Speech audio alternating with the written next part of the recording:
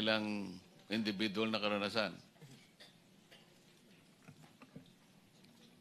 Sir, Staff Sergeant Walter Manalansan, Philippine Marines retired.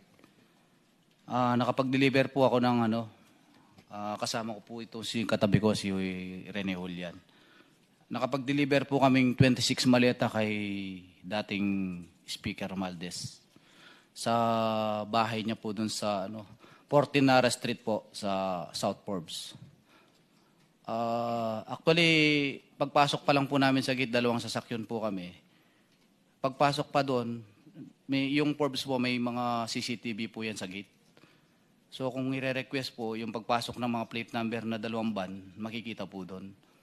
Nag-deliver po kami is July 14, 2025. Ayan po. Nakapag-deliver din po ako sa Aguado. Sa bahay din po niya doon sa Aguado, sa Malacanang. 32 paper bag po yun. Ang ginamit namin pong sasakyan is plate number Innova Black 3374. Kasama ko po kabady ko rin po si Rene Julian at saka si Mark Tiksay. Ano po yun, mga April? Mga April po yun, 2025.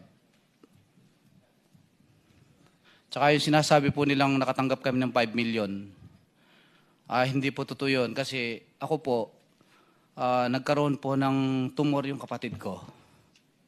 Actually, namatay po siya ngayon eh.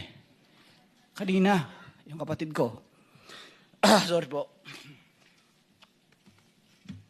Namatay po siya kanina. Ngayong araw na ito, Yes po.